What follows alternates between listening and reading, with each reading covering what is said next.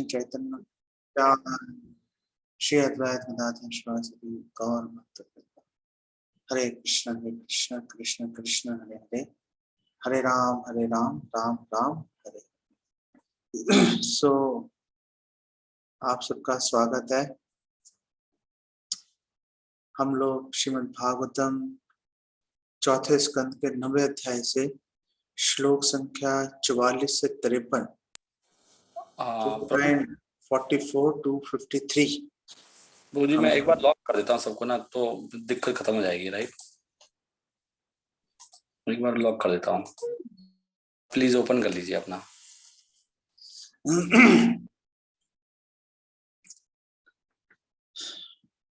तो हम लोग श्रीमद् भागवतम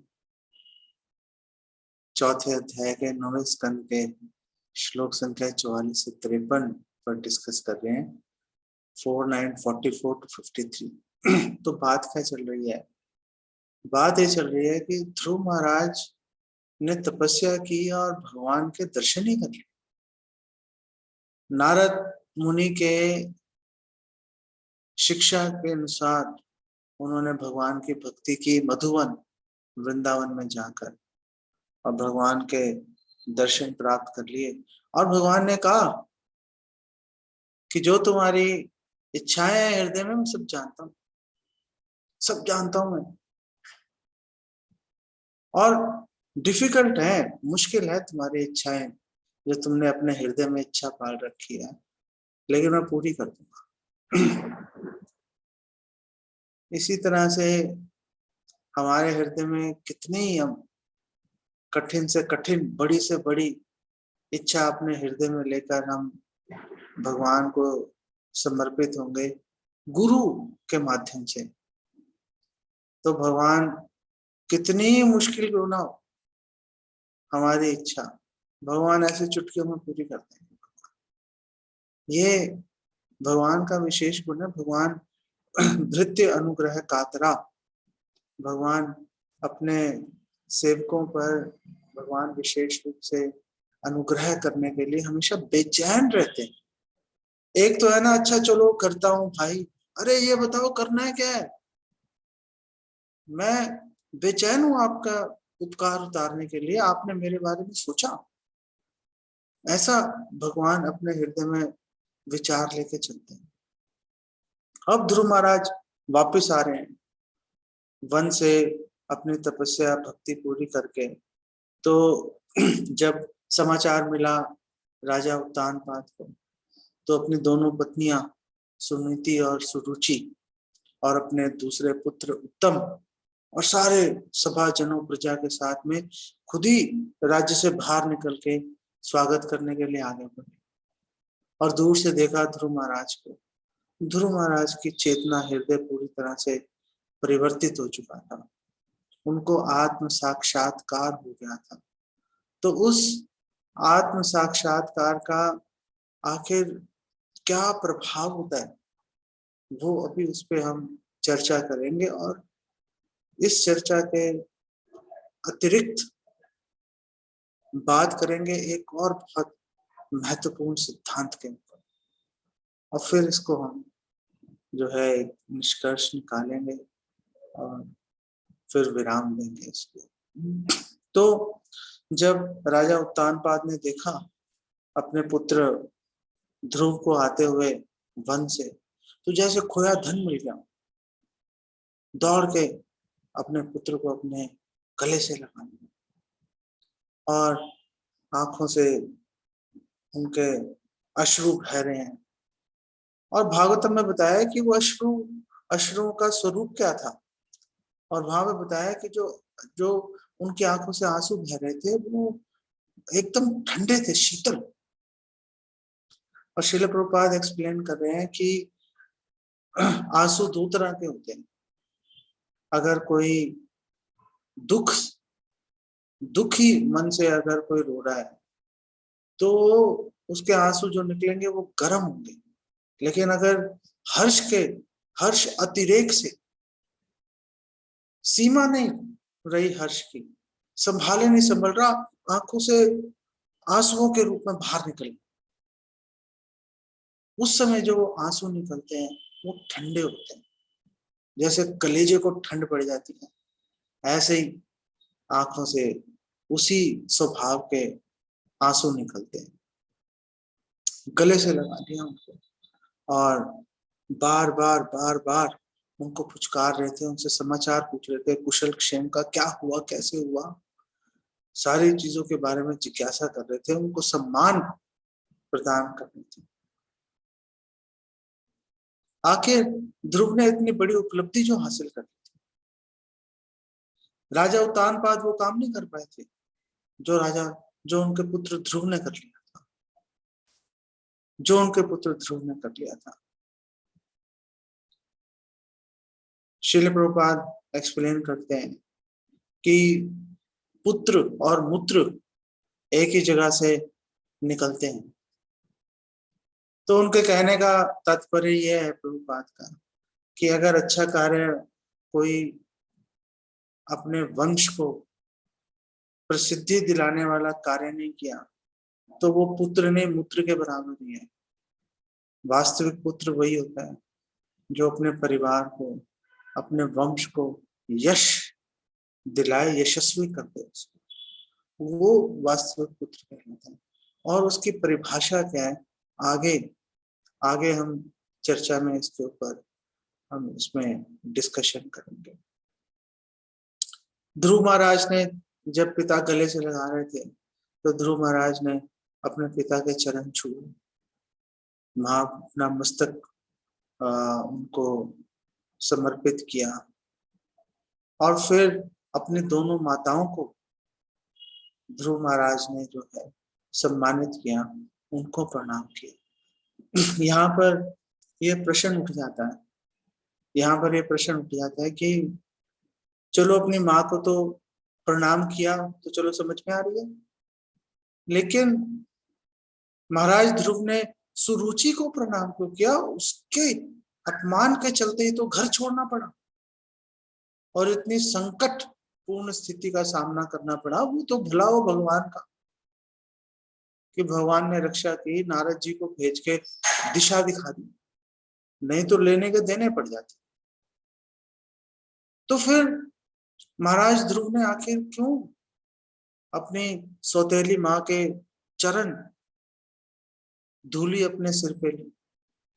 तो श्रील प्रभुपाद एक्सप्लेन कर रहे हैं क्योंकि उनको आत्म साक्षात्कार हो गया था, उनको भगवान का दर्शन हो गया। वो अब द्वैत के बंधन में नहीं बंधे हुए थे, अब हर वस्तु भगवान की सेवा के निमित्त दिख रही थी। अब उनको ये बात समझ में आ गई थी कि अगर मेरी सौतेली माँ अगर मेरे साथ ऐसा व्यवहार नहीं करती तो पता नहीं शायद मुझे भगवान के दर्शन करने का ये जो सुअवसर है ये शायद मिलता ही नहीं, मैं ऐसे ही खेल खाल के अपना जीवन खत्म कर देता हूँ। ये बड़ी महत्वपूर्ण बात है, जीवन में विपत्ति आने पर विलाप नहीं करना चाहिए।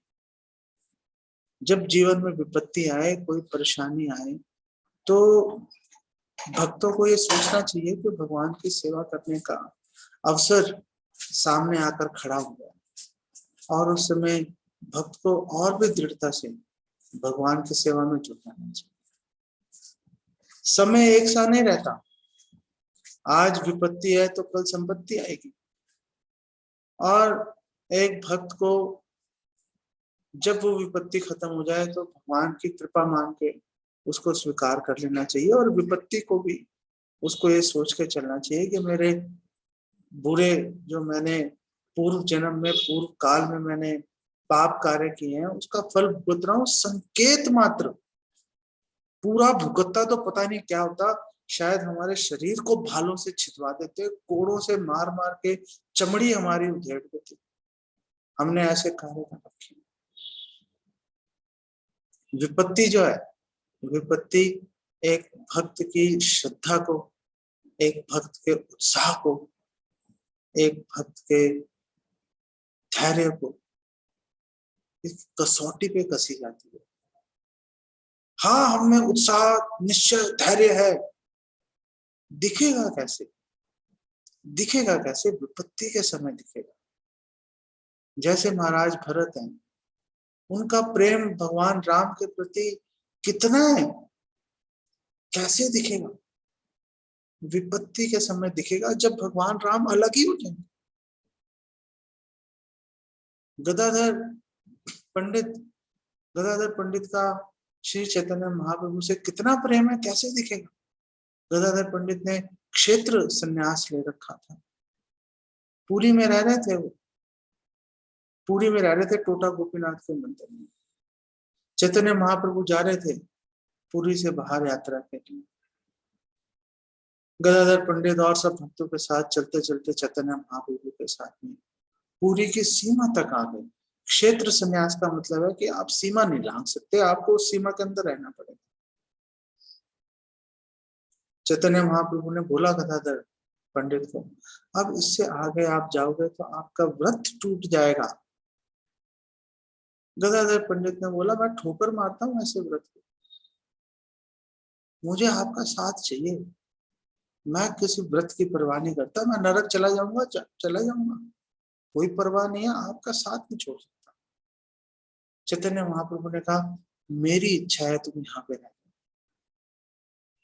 गदाधर पंडित ने एक कदम आगे नहीं बढ़ाया, वहां से वहीं पर बेहोश होकर गिर पड़े और चैतन्य महाप्रभु आगे बढ़ गए। ये कैसे पता चलेगा? विपत्ति आएगी तब जाके ये बात समझ में आती है, अन्यथा ये बात कभी समझ नहीं आ सकती। सोना जो है उसका शुद्धिकरण जो है वो बर्फ में जमा कर नहीं होता, आग में तपा कर किया जाता है।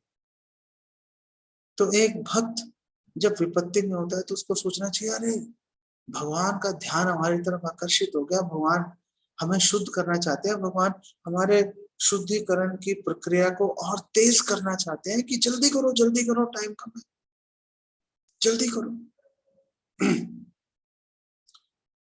श्री सनातन गोस्वामी ने एक ग्रंथ लिखा है, बृहद भागवत मृत, और उसमें एक पात्र है गोप कुमार, और गोप कुमार चलते चलते चलते चलते धीरे धीरे वैकुंठ में प्रवेश कर गए और सामने जाके भगवान के सामने जाके खड़े हो, भगवान के सामने खड़े हो। और भगवान ने बोला, अरे आ गए तुम, मैं तो बहुत बेसब्री से तुम्हारी प्रतीक्षा कर रहा हूं। इससे हमें पता चलता है, इस लाइन से हमें पता चलता है कि भगवान कितनी बेचैनी से, कितनी उत्कंठा से भगवान हमारी प्रतीक्षा कर रहे हैं कि कब वापस आएगा, ये कब तक रहेगा वहां पर, कब तक दुख तकलीफ झेलता रहेगा, भाई अब घर वापस आ। और हमें कोई भी विपत्ति आए, हमें उसे भगवान की विशेष कृपा मान के हमें उसे स्वीकार कर ही लेना चाहिए। चैतन्य महाप्रभु इसीलिए बोलते हैं, त्रिनादपि सुनिचैन तरोरपि सहिष्णुना अमानिना मानते कीर्तनिया सदा। जिसको आत्म साक्षात्कार है वो स्वाभाविक रूप से विनम्र हो जाएगा, कभी किसी को कष्ट नहीं पहुंचाएगा, कभी मान सम्मान की इच्छा नहीं रखेगा, क्योंकि आत्म साक्षात्कार का अर्थ ही यही है, अपनी तुच्छता और भगवान की महानता का अनुभव कर लेना। जब अपनी तुच्छता का अनुभव हो गया, फिर गर्व किस बात का, फिर हृदय में गर्व नहीं ठहर सकता। हम लोग चैतन्य चरितामृत में प्रसंग देखते हैं, जब चैतन्य महाप्रभु मालदा डिस्ट्रिक्ट है आजकल तो उसका नाम, वहां पर पहुंचे थे जहां पर रूपा गोस्वामी सनातन गोस्वामी रह रहे थे। और रूपा गोस्वामी सनातन गोस्वामी चैतन्य महाप्रभु के दर्शन गए थे रात के खूब अंधेरे में, और अपने गले में कुत्ते की तरह पट्टा बांध के और दांतों में तिनका दबाकर दीनता की निशानी के लिए गए थे दोनों भाई, और दूर से चैतन्य महाप्रभु को प्रणाम कर रहे थे। त्रिनादपि सुनिचैन, अनुभव हो जाए, साक्षात्कार का मतलब है कि अपनी दीनता को अनुभव कर लेना। अब इसको उल्टा करके सोचो, अब इसको उल्टा करके सोचो कि हम अगर भक्ति के साथ बहुत ही दीनता का अगर व्यवहार करेंगे, अपने हृदय में हमेशा अपने आप को तुच्छ समझेंगे, तो वो दिन दूर नहीं है जब हमें भगवत साक्षात्कार हो जाएगा, जब हमें आत्म साक्षात्कार हो जाएगा। एक बड़ी अद्भुत घटना ये घटी कि जब महाराज ध्रुव ने सबसे पहले महाराज ध्रुव ने अपनी सौतेली माता को प्रणाम किया, सुरुचि को, उसके चरणों में अपना सिर नवाया उन्होंने। और सुरुचि ने भी आगे बढ़कर बहुत ही प्रेम से उनको गले लगाया और उनको बोला कि दीर्घायु, तुम लंबा जीवन जियो। भगवान पहले ही कह चुके हैं, भगवान पहले कह चुके हैं, लेकिन फिर भी एक माँ द्रवित हृदय से अपने बच्चों को आशीर्वाद दे ही देती है, कभी संकोच नहीं करती आशीर्वाद देने से। भगवान राम भी जब वनवास काटकर रावण का वध करके और माता सीता का उद्धार करके जब अयोध्या पहुंचे, तो सबसे पहले माता के कैकेयी के चरणों में जाकर उन्होंने प्रणाम किया। अपनी माँ कौशल्या से तो सबसे बाद में मिले जाकर, पहले जाकर माता कैकेयी के चरणों में। ये सदाचार है, ये दिखाता है कि जो एक भक्त है वो उसकी विनम्रता जो है छुपाए नहीं छुपती उसकी विनम्रता। आपने अगर छुपाना है तो अपनी भक्ति में उन्नति को छुपाओ, विनम्रता को उजागर करो। बहुत ही विनम्र तरीके से हमें भक्तों के समाज में व्यवहार करना चाहिए, हमेशा इस बारे में हमें सावधान होना चाहिए। तो 46वें श्लोक में बताया भागवतम के अब सुरुचि को महाराज ध्रुव से कोई भी ईर्ष्या नहीं थी। अरे चलो, महाराज ध्रुव को तो साक्षात्कार हो गया था, हृदय से गायब हो गई सारी द्वैत, लेकिन सुरुचि को तो नहीं हुआ था। तो फिर सुरुचि का हृदय कैसे साफ हो गया, उसके हृदय से ईर्ष्या कैसे गायब हो गई। 47वें श्लोक में इसका उत्तर दिया गया है, यस्य प्रसन्नो भगवान गुणैर मैत्री आदि भीर हरि। ये भगवान हरि को जिसने प्रसन्न कर लिया, दिव्य गुण वाले भगवान हरि को जिसने अपने मैत्री भाव से, अपनी सेवा से, अपने समर्पण से जिसने प्रसन्न कर लिया, तस्मै नमन्ति भूतानि, वो पूरे संसार के लोग प्रणाम करेंगे, पूरे संसार के लोग प्रणाम करेंगे। अरे भाई, ऐसा भी कोई है कि कोई ना करे? तो भागवतम में आगे बताया 47वें श्लोक में, निम्नम आप इव स्वयं, जैसे जो नदी है हमेशा नीचे की ओर बहती है, कभी ऊपर की ओर नहीं जाएगी, हमेशा ऊपर से नीचे। इसलिए नदी का नाम है निम्न गा नाम। भागवतम में श्लोक है, निम्न गा नाम यथा गंगा वैष्णव नाम यथा शंभो निम्न गा नाम यथा गंगा। कि वैष्णवों में कौन महान है? शंभु। और निम्न गा नाम, जो नीचे की ओर जा रहे हैं, जो नीचे की ओर जा रहे हैं, ऊपर से नीचे की ओर जा रहे हैं। कोई अपवाद नहीं है, हमेशा नदी ऊपर से नीचे की ओर जाए। उनमें कौन महान है? उनमें गंगा देवी महान। तो जैसे नदी हमेशा नीचे जाएगी, ऐसे ही तस्मै नमन्ति भूतानि, ऐसे ही जिसने भगवान को प्रसन्न कर लिया उसको हमेशा पूरी दुनिया के लोग प्रणाम करें, पूरी दुनिया के लोग उनकी जय जयकार करें। कितने उदाहरण देखें, याज्ञिक ब्राह्मणों की पत्नियों को देख लो, अपने पतियों की आवाज को ठुकरा के चली गई। अरे रुको मत जाना, चली गई भगवान कृष्ण की सेवा के लिए, चली गई। बच्चों की पुकार, पति का आदेश रोक नहीं पाया। गोपियों ने लज्जा, अपने परिजनों की, जो वरिष्ठ परिजन है, उनकी लताड़ को, उनकी डांट को, फटकार को, हर चीज को त्याग दिया और भगवान कृष्ण की सेवा के लिए चले गए। क्या कोई उनके ऊपर लांछन लगा रहा है? कोई उनके ऊपर लांछन नहीं लगा सकता। वंदनीय है, गोपियां वंदनीय है। तस्मै नमन्ति भूतानि, जिसने भगवान को प्रसन्न कर लिया, जिसने भगवान को प्रसन्न कर लिया, कभी कोई उस पे लांछन, कभी कोई उससे ईर्ष्या नहीं कर सकता। क्या वर्तमान जीवन में भी हमारे पास कोई उदाहरण है? वर्तमान जीवन में हमारे पास उदाहरण है श्रील प्रभुपाद का। श्रील प्रभुपाद भगवान कृष्ण के अत्यंत प्रिय पार्षद, और श्रील प्रभुपाद जहां गए, श्रील प्रभुपाद के शिष्यों में कई समस्याएं थी। दुनिया भर के लोगों ने जो है इस्कॉन के ऊपर अलग अलग प्रकार से लांछन लगाए, प्रहार किए। श्रील प्रभुपाद पर किसी ने लांछन नहीं लगाया। ये प्रॉब्लम है, वो प्रॉब्लम है, फलाना है, ढिमकाना है, लेकिन प्रभुपाद बहुत अच्छे व्यक्ति।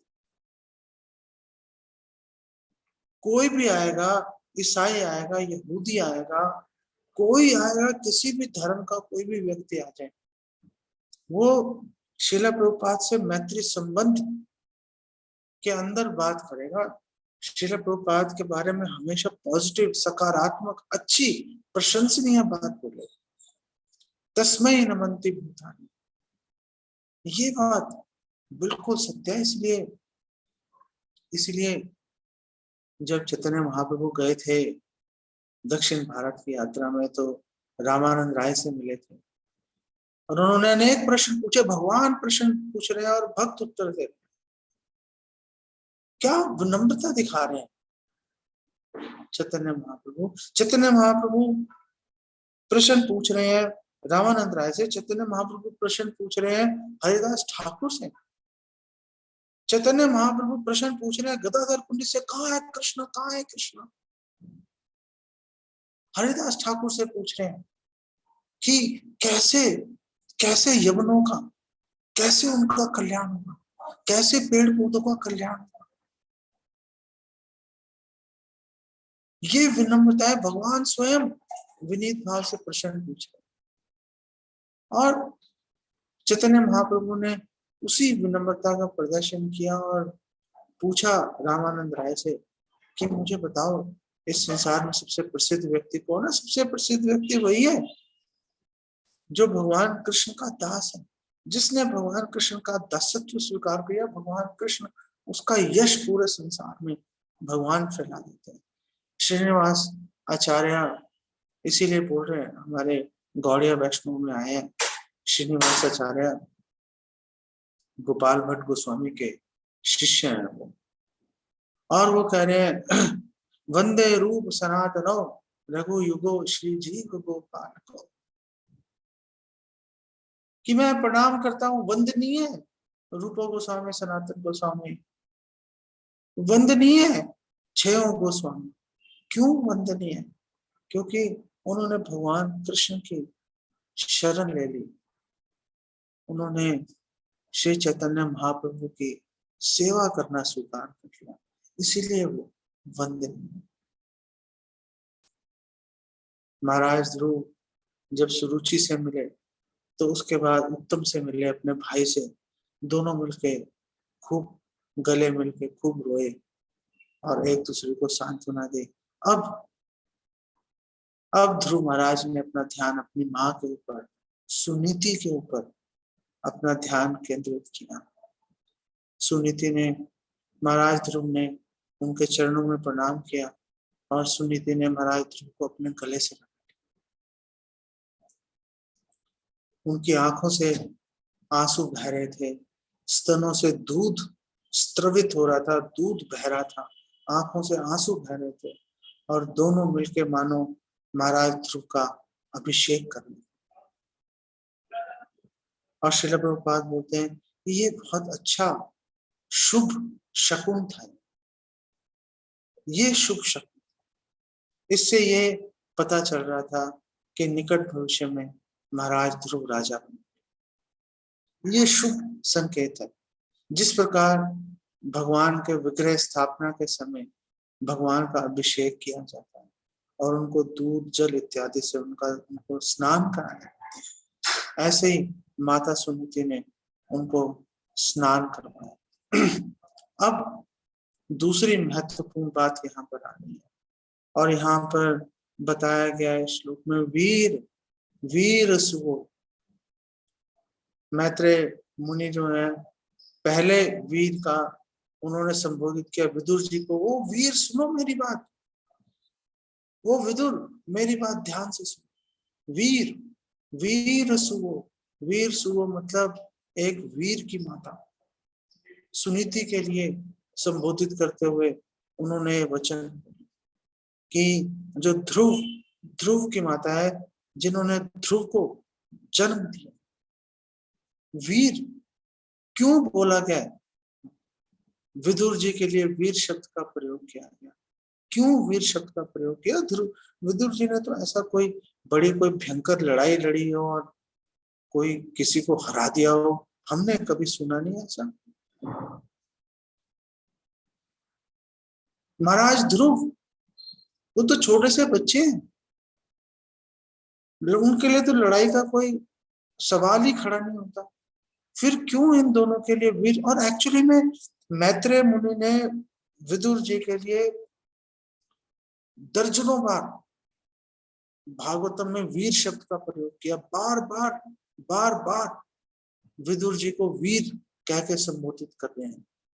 क्यों वीर कहकर संबोधित कर रहे हैं? क्यों महाराज ध्रुव को वीर कहकर संबोधित कर रहे हैं? श्रील प्रभुपाद एक्सप्लेन कर रहे हैं। श्रील प्रभुपाद कह रहे हैं उनको वीर इसलिए कह रहे हैं क्योंकि उन्होंने माया पर विजय प्राप्त कर लिया। माँ में वे प्रपद्यन्ते माया में ताम तरन्ति। जिसने भगवान की शरण ग्रहण कर ली वो माया के प्रभाव को विजय प्राप्त कर ही लेता। वो माया से प्रभावित नहीं होता। अब माया जैसे भगवान की दासी है, माया उसको कोई भी किसी भी प्रकार का प्रलोभन, किसी भी प्रकार का नुकसान माया नहीं पहुंचा सकती। ये बात बड़ी महत्वपूर्ण है। भागवतम में राजा मनु को भी हीरो, एक वीर के रूप में संबोधित किया गया। राजा मनु ने जब उनका जन्म हुआ तो उन्होंने अपने पिता ब्रह्मा जी से पूछा कि आप मुझे बताइए मैं आपकी सेवा कैसे कर सकता हूँ। ब्रह्मा जी ने कहा तुम वीर हो। ब्रह्मा जी संप्रदाय के आचार्य हैं। गुरु के आदेश को का पालन करना, गुरु से पूछना कि मैं आपके किस प्रकार से सेवा कर सकता हूँ, मुझे सेवा में लगा, ये विचार व्यक्त करना, गुरु के आदेश पे अपना जीवन लगा देना, ये एक वीर की निशानी है। ये एक वीर की निशानी है। अगर हम भी गुरु के आदेश पे अपना जीवन लगा देंगे, गुरु की शिक्षाओं पे अपना जीवन लगा देंगे, तो हम लोग भी वीर कहलाएंगे। भागवतम 11:19-37 में वीरता की परिभाषा दे रखी है और वहां पे बोला है स्वभाव विजया शौर्य। ये जो शूरता है, जो वीरता है, ये कैसे दिखेगी भाई? इसकी क्या परिभाषा है? भगवान कृष्ण दे रहे हैं ये परिभाषा और वो कह रहे हैं कि अगर आप अपने आप को वीर्यवान समझते हो, अगर आप अपने आप को ताकतवर समझते हो, तो इस भौतिक संसार का भोग करने के अपने स्वभाव पर विजय प्राप्त करो। भोग छोड़ दो। अगर आप भोग छोड़ोगे तब जाके आप वीर कहलाओगे। भोग छोड़ोगे तो बात नहीं। अब सब लोग जो हैं, जितने सभासद, जितने प्रजा साथ में गई थी, वो सब माता सुनीति की जय जयकार कर रही थी। उन सब ने बोला सुनीति को कि आप बहुत भाग्यवान। अरे सौतेली जो है सौतन के दुख से इतना पीड़ित है, पति उसको ध्यान नहीं दे रहा, बेटा जंगल में चला गया, बड़ी मुश्किल से बच के आया, लेकिन सब लोग बोल रहे हैं कि आप बहुत भाग्यवान हैं। मतलब ये है कि जीवन में छुटपुट तकलीफें आने से विचलित नहीं होना चाहिए। जब तक आप अपने लक्ष्य की ओर दृढ़ कदमों से बढ़ रहे हो, तब तक उतार चढ़ाव आते रहेंगे, उससे कोई प्रभावित होने की आवश्यकता नहीं है। ये नहीं सोचना चाहिए अरे मर गया, या ये नहीं सोचना चाहिए देखो मैंने ये कर दी। दोनों ही बातें गलत है। प्रजा ने कहा आप बहुत भाग्यवान हो, आपका जो पुत्र है सकुशल लौट आया और कितना तेजवान है। अब ये जो आपका पुत्र है ध्रुव, ये एक लंबे समय तक, हमें ऐसी आशा है, लंबे समय तक आपकी रक्षा है। और प्रजा ने बोला कि महाराज ध्रुव के लिए आरती हा। उन्होंने बोला कि ये जो ध्रुव है, ये ध्रुव आपके जो कष्ट है, आरती जो कष्ट है, हा मतलब खत्म करते हैं। और इससे अगले श्लोक में 52वें श्लोक में जो प्रजा है वो बोल रही है, ये आरती हा शब्द भगवान के लिए भी प्रयोग किया उन्होंने, और उन्होंने बोला भगवान प्रणत आरती हा। जो भगवान है वो भी जो भगवान की शरण ले लेता है, भगवान उसके कष्ट हर लेते हैं।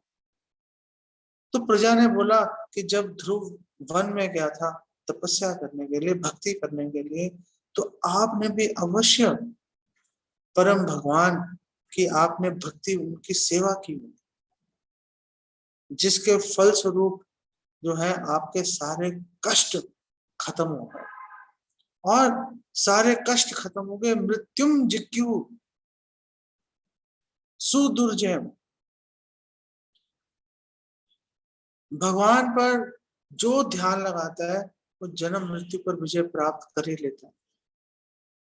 लेकिन ऐसा कर पाना बहुत कठिन, ऐसा कर पाना बहुत कठिन, कोई विरला ही कर पाता, क्योंकि हृदय में वो श्रद्धा, वो उत्साह, वो निश्चय हृदय में कभी जागृत नहीं होता। लोग छोटे छोटे सुखों के पीछे अपना पूरा जीवन खत्म कर देते हैं, पूरा जीवन खत्म कर देते हैं, और फिर सोचते हैं कि हाय हमारे हाथ कुछ नहीं, हाय हमारे हाथ कुछ नहीं। एक बार मैं अपने एक संबंधी के घर गया, करीब 80-85 साल की आयु है, उनके 2 पुत्र हैं और दोनों ही लाखों रुपए महीना कमाते हैं। मैं कुछ नहीं कमाता।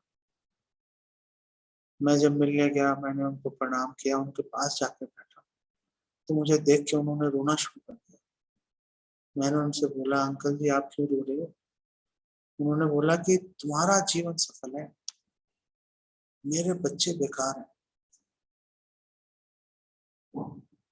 तुम जो कर रहे हो वो अर्थपूर्ण है, जो तुम कर रहे हो उससे तुम्हारा भी भला होगा और लोगों का भी भला होगा। सुन के मुझे बहुत संतोष मिला। मैंने भगवान से प्रेरित उनके इस वचनों को स्वीकार किया। छोटे छोटे सुखों के पीछे दौड़ना अच्छी बात नहीं, बड़ी बात सोचो, बड़े सपने होने चाहिए। ये जन्म मृत्यु से बाहर निकल जाएंगे, भगवान को संतुष्ट कर लेंगे, भगवान को वशीभूत कर लेंगे।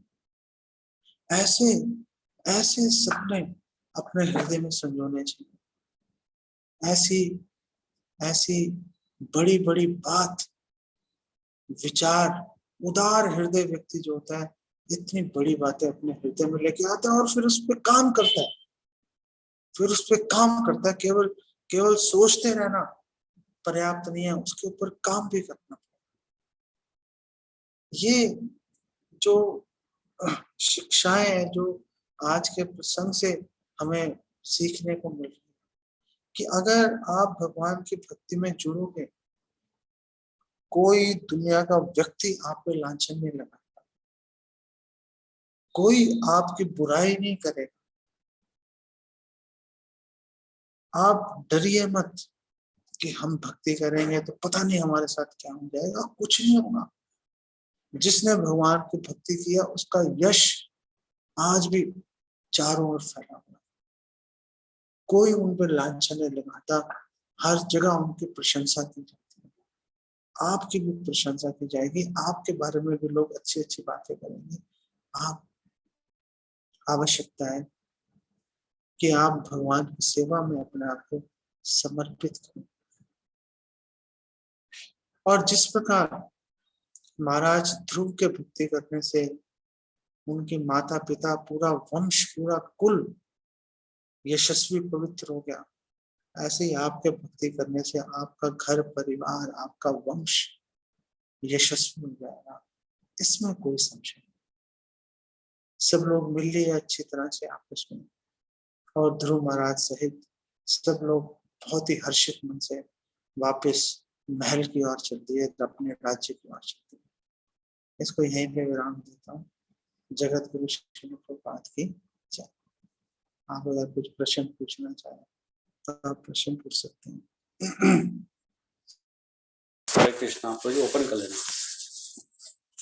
सही भक्तों का माइक कभी खुल गया है, आप प्रश्न अपना कर सकते हैं। अच्छा,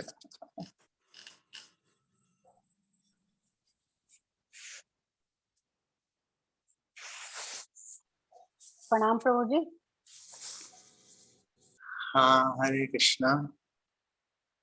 प्रभु जी, जैसे हम मतलब जन्म में तो जैसे हमने यहाँ जन्म लिया धरती पर, तो हमें चीजें पिछले जन्म की याद नहीं रहती हैं, मतलब मोस्टली। तो जैसे हम मरने के बाद भी क्या हम जो हमारे यहाँ संबंधी हैं या हमने जो कर्म करे हैं या भक्ति करे, जो भी कर्म करे, क्या हमें मरने के बाद याद रहते हैं? ये चाहे हम किसी भी लोक में जाते हैं, नरक में जाते हैं या स्वर्ग में जाते हैं या किसी भी, तो हमें हमारे जो सगे संबंधी, क्या हमें मतलब याद रहते हैं ये चीजें? तो हमने अपने जीवन में जो कुछ भी किया, अच्छा या बुरा कार्य किया, भक्ति की, अब मरने के बाद दूसरा शरीर मिल गया तो क्या हमें वो याद रहते हैं? नहीं, हमें याद नहीं रहते। लेकिन याद रहे ना रहे उससे फर्क क्या पड़ता है? उससे फर्क नहीं पड़ता। भगवान कृष्ण भगवत गीता में कह रहे हैं, मत्ता स्मृति ज्ञानम अपोहनम च, कि मुझसे स्मृति आती है अर्जुन, मुझसे स्मृति आती है, मुझसे ज्ञान आता है, और मुझसे ही भूलने की शक्ति आती है। तो भगवान की कृपावश हम लोग भूल जाते हैं पूर्व जन्मों में हमने क्या किया था, हम कौन थे। लेकिन पूर्व जन्म के जो कर्म है उसका फल हमें यथावत हमें भुगतना ही पड़ता है। लेकिन पूर्व जन्म के कर्मों को याद करना, पूर्व जन्म, अपने पूर्व जन्म को याद रखना कोई महत्वपूर्ण बात नहीं है। महत्वपूर्ण बात यह है कि अब आप इससे बाहर कैसे निकलें। बाहर निकलना महत्व, बाहर निकलेंगे तो बात मिलेगी, तब जाके हमारा जीवन सफल माना जाएगा। हम पिछले जन्म में क्या थे, अगले जन्म में क्या बनेंगे, छोड़ो उसको। आज की बात करो, आज आपके हाथ में क्या है, आप क्या कर सकते हो। अपना पूरा ध्यान, अपनी पूरी ऊर्जा इसके ऊपर लगा दो, तो समझदारी मानी जाएगी, तो समझदारी मानी जाएगी। याद रखना कोई महत्वपूर्ण नहीं है, यद्यपि हमारे शास्त्रों में अनेक उदाहरण है। जैसे महाराज जड़ भरत है, भरत महाराज को जब उन्होंने शरीर छोड़ा और हिरण का शरीर मिला तो उनको याद था कि मैं पिछले जन्म में राजा भरत था और मुझसे ये गलतियां हो गई। ऐसे लोगों को जाति स्मर बोला जाता है। हमें आज भी अनेक ऐसे उदाहरण प्राप्त हैं जिसमें लोगों को पूर्व जन्म की याद आ जाती है, लेकिन उससे होता क्या है वो महत्वपूर्ण नहीं है।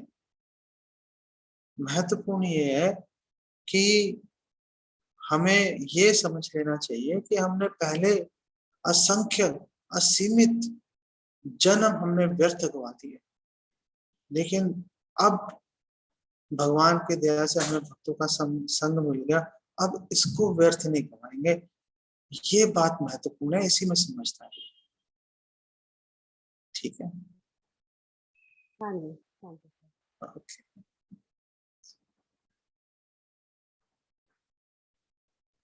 हरे कृष्ण प्रभु जी। तो धीरे हरे कृष्ण धीरे प्रभु जी। सबके प्रश्न खत्म हो गए। हरे कृष्ण प्रभु जी। हरे कृष्ण। हरे कृष्णा, थोड़ा तेज बोलना पड़ेगा आपको, है ना? हाँ प्रभु जी, ठीक है, ओके।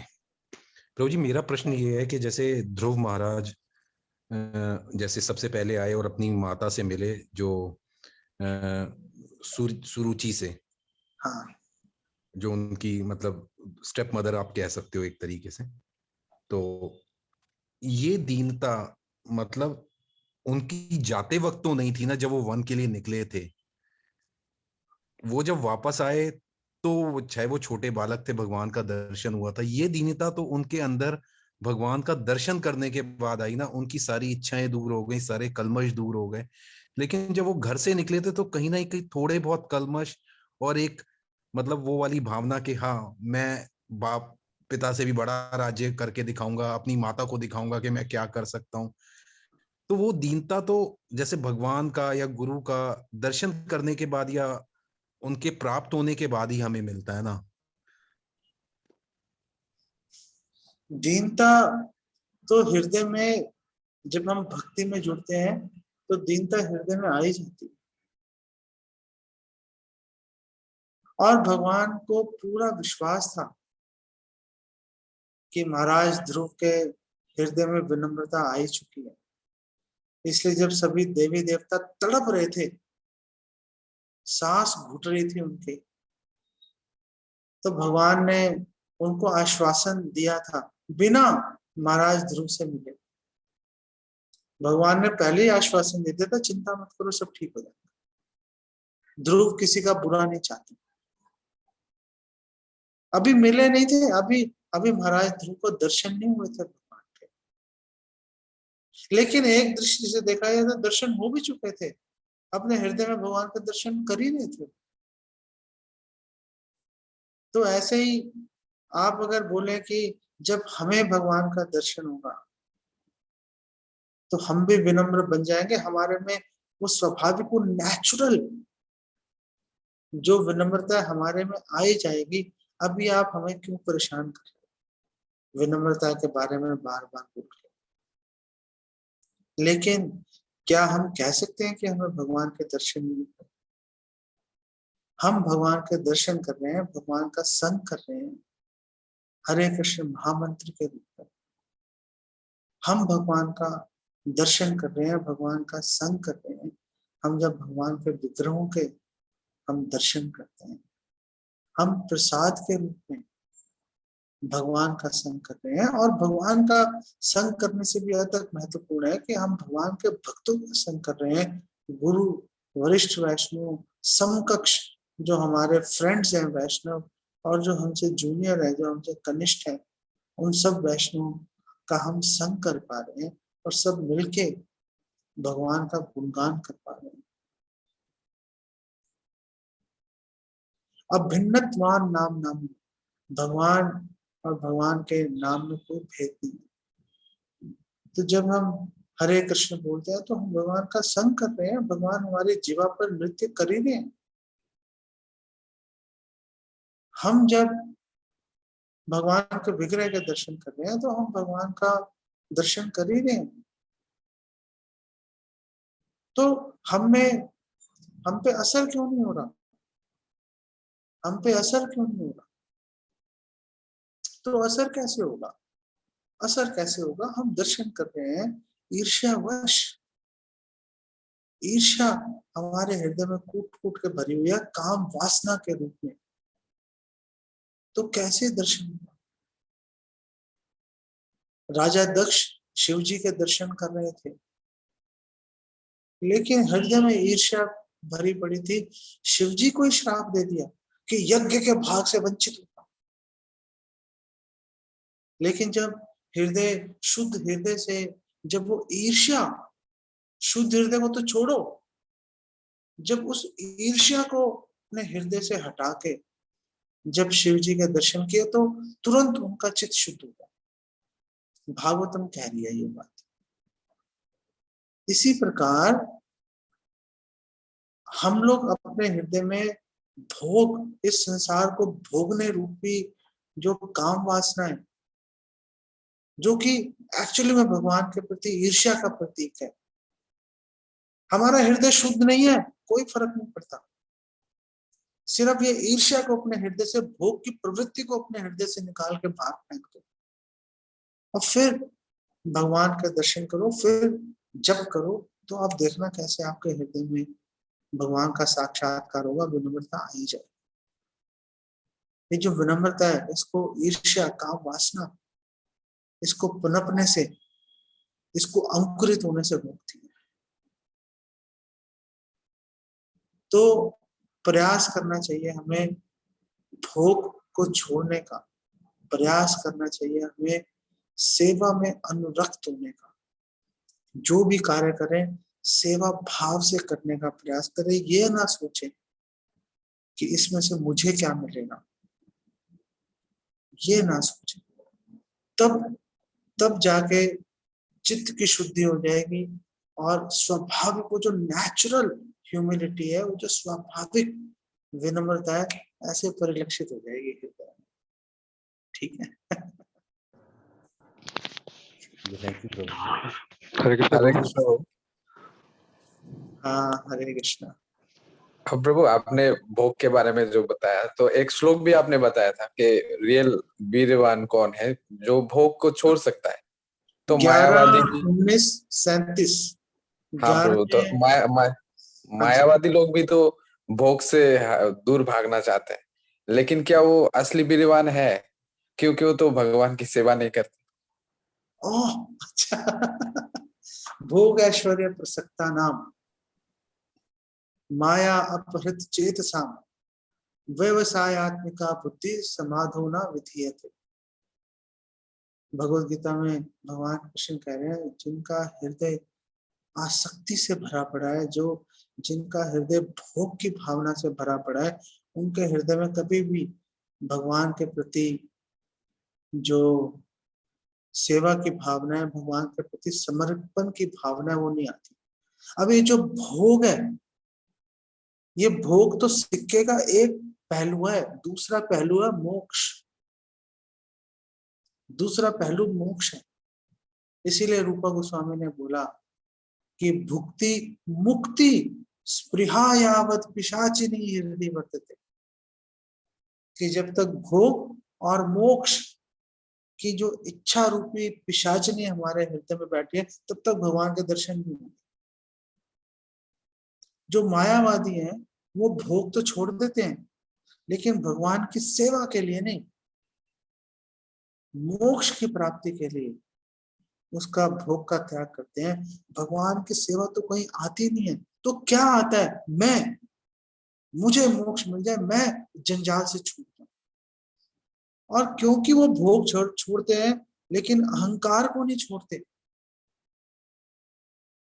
भोग छोड़ देते हैं, अहंकार को नहीं छोड़ते, इसीलिए उनके हृदय में विनम्रता की भावना कभी जागृत नहीं होती। सेवा की भावना बहुत महत्वपूर्ण है। सेवा की भावना जो है वो हमारे हृदय को कठोर होने से रोकती है। सेवा की भावना हमें भटकने से रोकती है। सेवा की भावना हमें भक्तों के संग में हमेशा बना के रखेगी। सेवा की भावना सब कुछ है। मायावादियों में ये भावना नहीं होती। मायावादियों में ये भावना नहीं होती।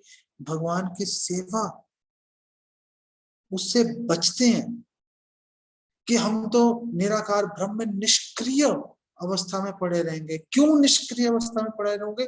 क्योंकि हम सेवा नहीं करना चाहते भाई किसी की।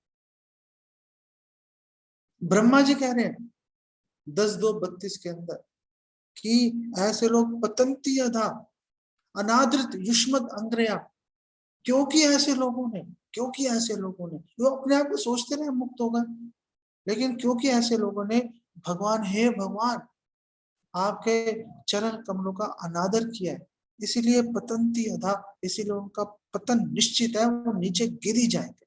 और श्रील प्रभुपाद कहते हैं वो नीचे गिरी जाते हैं, और जब नीचे गिर जाते हैं तो समाज कल्याण के कार्यों में लग जाते हैं।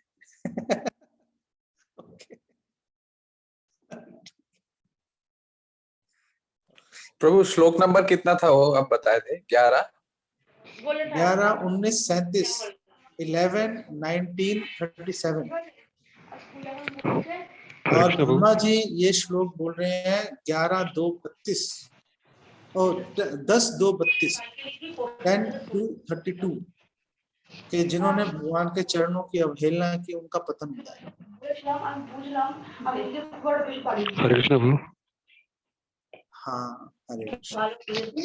प्रभु जी, जैसे आपने ये बताया कि अभी कि प्रहलाद महाराज आके उन्होंने सूर्य जी के पाँव पकड़े, उनको मतलब सम्मान दिया ध्रुव पूरा महाराज ने, ध्रुव महाराज। तो इसका मतलब इससे ये पता लगता है कि ध्रुव महाराज ने उनको माफ तो कर दिया जो भी सुरुचि ने किया था उनके अगेंस्ट, मतलब। अच्छा। हेलो। तो बाद में हम देखते हैं कि जो सुरुचि है प्रभु जी, वो उनका जो भाई था उत्तमा, वो तो फॉरेस्ट में डिसअपेयर हो गया, और सुरुचि जो है उनको ढूंढते तो वो भी मर गई। तो भगवान क्या माफ नहीं करते? अगर वैष्णव माफ कर देते तो?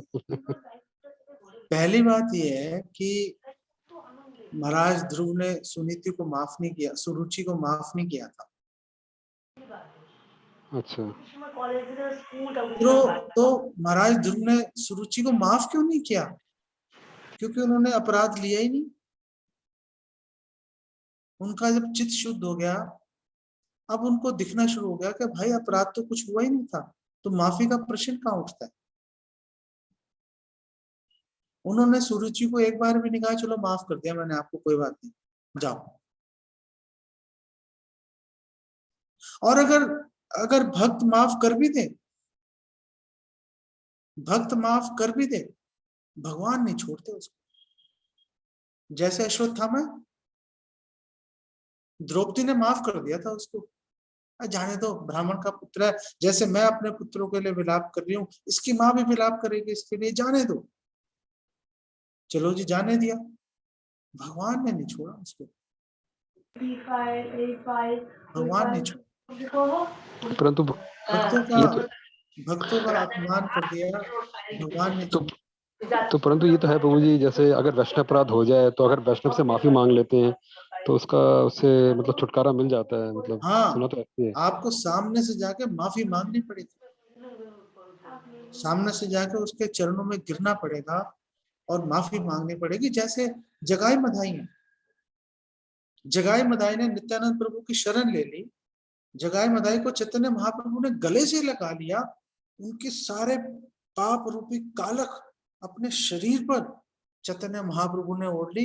जब चैतन्य महाप्रभु ने गले से लगाया उनको, जगाई मधाई को, तो चैतन्य महाप्रभु का सोने जैसा, पिघले हुए सोने जैसा चैतन्य महाप्रभु का वर्ण श्याम सुंदर हो गया। भगवान कृष्ण का वर्ण उन्होंने धारण कर लिया। सारे भक्त देख के अचंभित हो गए। चैतन्य महाप्रभु ने सबको बोला जोर जोर से कीर्तन करो, और सारे भक्तों ने जोर जोर से कीर्तन किया, और सारा जो कालक है, कालापन है, सारी उड़न-सी हो गई। चैतन्य महाप्रभु वापस स्वर्णिम वापस हो गए।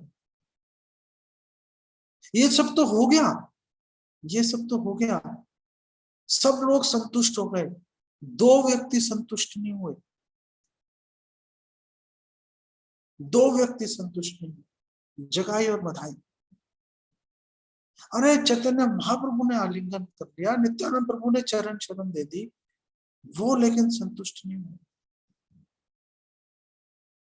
जगाई और मधाई बार बार बार बार नित्यानंद प्रभु के पास जाते थे और रोते रहते थे कि हम बर्बाद हो गए, हम बर्बाद हो गए, हमारा जीवन खत्म है, वैष्णव के प्रति अपराध कर दिया, कैसे कैसे उसका छुटकारा करेंगे। तो नित्यानंद प्रभु ने बोला आप वैष्णव की सेवा करो, आप ही बताइए क्या सेवा करूं। चलो वैष्णव को स्नान के समय समस्या आती है, आप उनके लिए घाट बना दो। उन्होंने गंगा जी पे घाट बना दिया वैष्णव के स्नान के लिए, उनकी सेवा के लिए पूरा जीवन वैष्णव की सेवा में समर्पित कर दिया, इस ग्लानि के साथ में कि मुझसे वैष्णव अपराध हो। तो वैष्णव अपराध हो जाए क्या करें? सबसे पहले तो जाकर बिना विलंब के, अविलंब जाके वैष्णव से क्षमा याचना करो, करना ही चाहिए, कोई उसका विकल्प नहीं है। हरि नामे अपराधे तारे हरि नाम, तुम स्थाने अपराधे नाही परित्राण। परित्राण नहीं होगा, छुटकारा नहीं है जब तक वैष्णव के हम जब तक चरणों में गिर के क्षमा याचना नहीं कर ली। अब क्षमा याचना कर ली, वैष्णव उदार है, छोड़ दिया, माफ कर दिया। हाँ कोई, अरे आप क्या बात कर रहे हो? जैसे माता शची हैं, माता शची ने अद्वैताचार्य के प्रति माता शची ने बोला ये अद्वैताचार्य बड़ा बदमाश आदमी है, पहले मेरे बड़े लड़के को भगा दिया, अब दूसरे लड़के के पीछे पड़ा हुआ। चैतन्य महाप्रभु ने कहा मैं नहीं कृपा करूंगा इस पे, चाहे मेरी माँ है।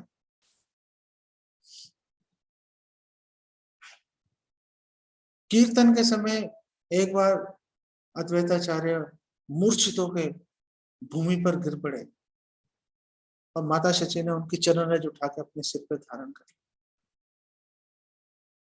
और माता शची ने उनको संदेश भिजवाया कि आप प्लीज मुझे माफ कर दीजिए। पहले ऐसे फ्री मिक्सिंग नहीं होती थी स्त्री पुरुषों की। माता शची ने संदेश भिजवाया प्लीज मुझे माफ कर दीजिए। अद्वैताचार्य ने बोला माफी का सवाल कहाँ उठता है भाई, किसको माफ करूं? वो जगत की माता है, मैं नीच, मैं कैसे माफ करूं? माफी का कोई सवाल ही नहीं उठता। चैतन्य महाप्रभु ने कहा मैं दया नहीं करूंगा। माता शची ने उनके चरण रज जब तक अपने सिर पे नहीं ली, चैतन्य महाप्रभु संतुष्ट नहीं हुए माता शची से। माफी मांगनी ही पड़ेगी, कोई उसका विकल्प नहीं है। और फिर भी माफी मांगने के बाद भी वैष्णव की सेवा में अपने जीवन को लगाना चाहिए, तो जाके बचाव होगा, तो जाके बचाव होगा। सावधान रहना चाहिए, सावधान रहना चाहिए। ठीक है,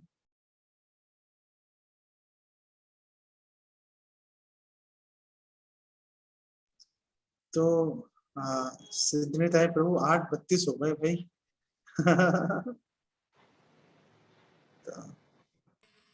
और किसी का प्रश्न तो नहीं है? अच्छा हुआ बहुत। और किसी भक्त का प्रश्न तो नहीं है ना? प्रभु जी एक मेरे मन में थोड़ी जिज्ञासा थी, मैं सोच रहा था कि आपसे अलग से बात कर लूं वैसे, अगर लेकिन आप उचित समय तो बता सकते हैं। मैं सोच रहा था कि वैसे तो कहते हैं कि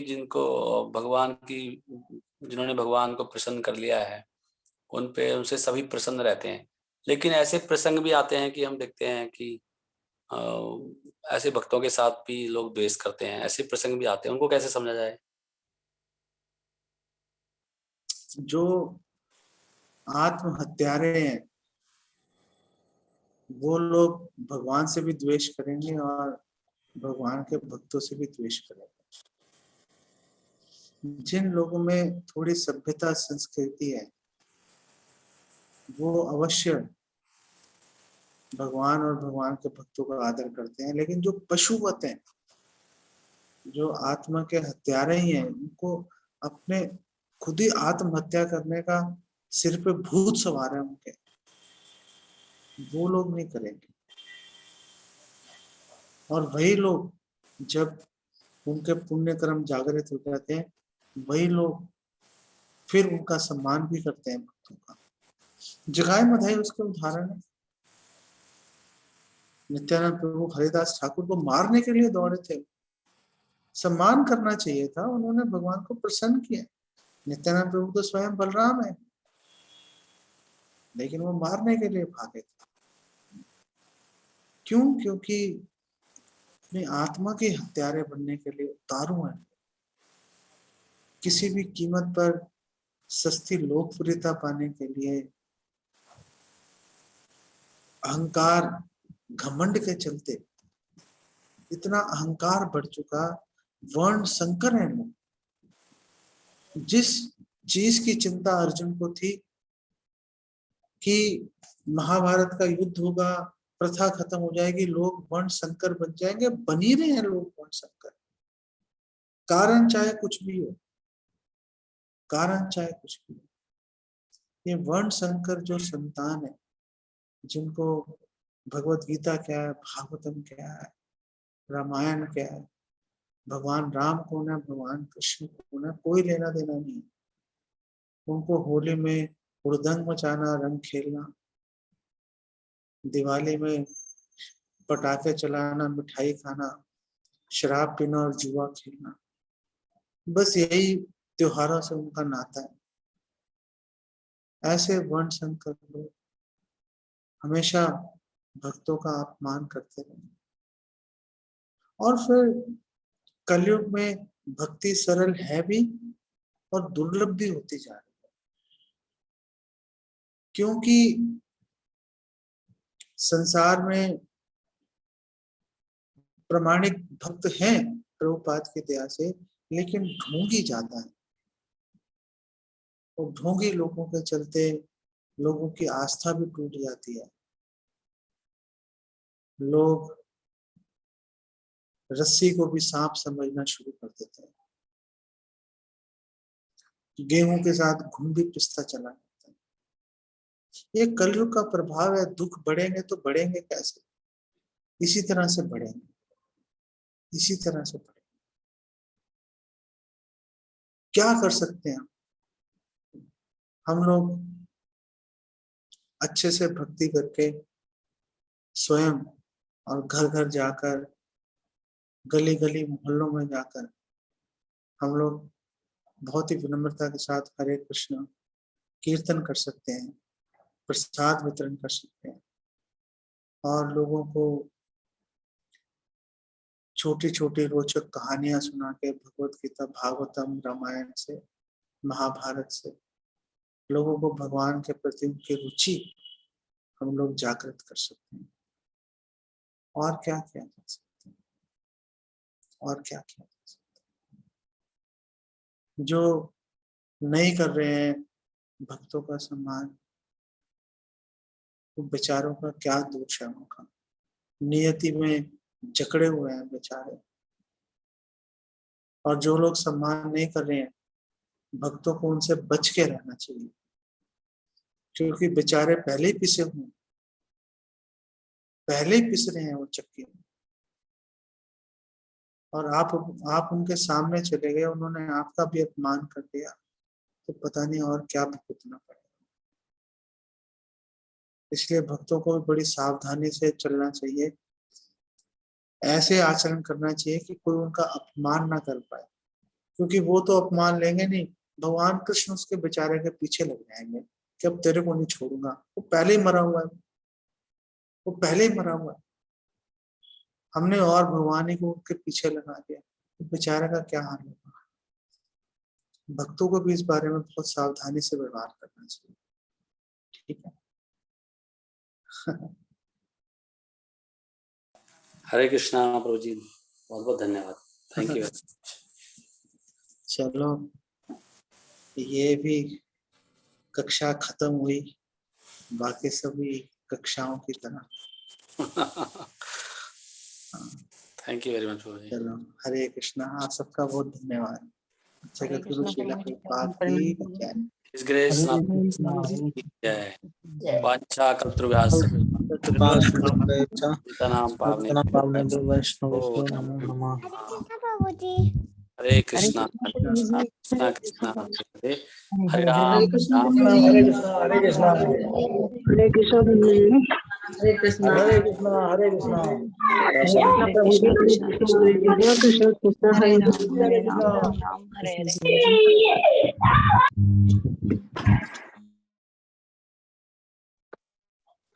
हरे कृष्णा। हम लोग अभी श्रीमद् भागवतम का जो 10वां स्कंद है उससे पढ़ेंगे कृष्ण लीला, चैप्टर 85।